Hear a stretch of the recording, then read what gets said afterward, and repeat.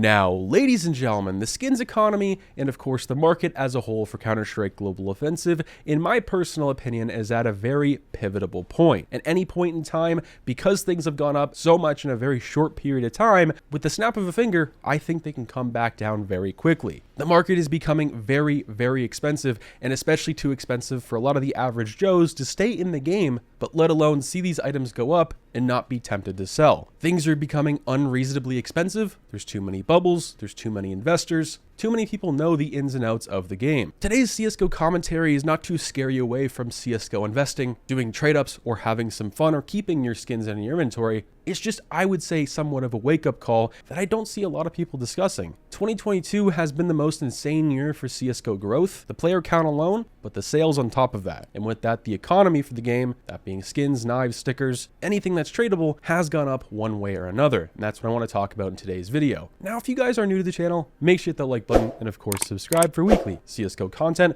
And here's a quick word from our video sponsor, Skins Monkey. Now today's video sponsor is of course Skins Monkey. Skins Monkey is currently the easiest and also fastest way you can buy, but most importantly trade your CSGO skins. All you have to do is make sure you have your trade link, and on your first trade, if you have a leftover balance, it goes towards your current balance that can be used the next time you end up trading skins. It has 3 ways you can inspect, but most importantly has a very in-depth inspect feature that you can see corners on a karambit, for an example, that you can't really see otherwise unless you have the item in game. If you end up topping up your balance, make sure to use promo code MANDO to get up to a 35% deposit bonus and a free $5 on the first trade. Because things have risen up so much in a very short period of time and continue to rise up, when this past year, I reflect back on certain months, March, June, August, and now, those months I just listed, I had the same mindset. The market's having to go down pretty soon. It has to, right? We just keep hitting new all-time highs consistently, and some of it doesn't make 100% sense. With the amount of new people coming into the game, yes, I guess that kind of makes up for how much skins are going up, but does it really? Especially for how many different things are going up in the different vast categories, things that people didn't even know existed 3 years ago or had little to no idea about. Skins the past 3 or 4 weeks have been going absolutely crazy, and that's what actually sparked this video for me. Ever since the meta change in the M4A1S update, where they made it essentially worse than the M4A4, the 2021 train collection has been going nuclear in price. The M4A4 Coalition Factory New shot up 600% overnight, went up to $625 on a place like Buff. Came crashing down, of course, the next morning to around $330, $340,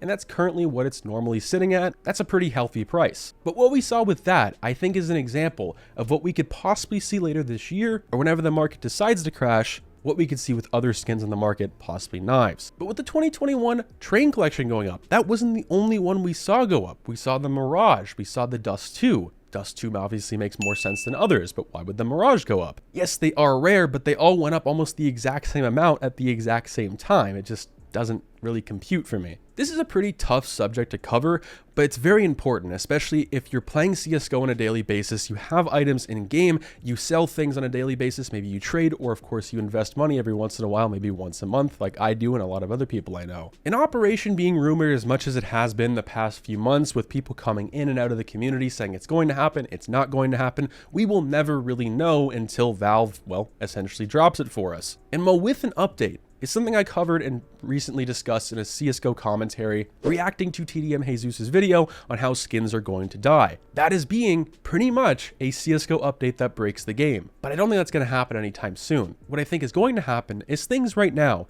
are too unreasonably expensive. They're going to start going down eventually, but we don't know when. That could be 3 years from now, that could be 6 months from now. But I think people have to be somewhat prepared and somewhat ready for that, and they should be by all means. This is my yearly reminder that this is not forever. These prices can shift and change at any moment in time due to anything. Let's just say China all out bans the internet, for an example, for a whole week. That would probably affect the CSGO skins market quite a bit. You wouldn't have China actively buying, selling, or trading with anyone else in the world. Or on top of that, providing anything new, such as being unboxings. What we've seen a lot of this year is certain prices for certain items, specifically higher tier ones, really up until now, halt in price. And that's what I've talked about recently in a CSGO news video I did just a couple days ago. Cases like the revolver case peaking, Cato 15, and even Cato 14 is somewhat peaking in price. Cato 14, yes, it's a little more weird. It's very, very niche, only appeals to the very higher tier people that have that much disposable income for a game like CS.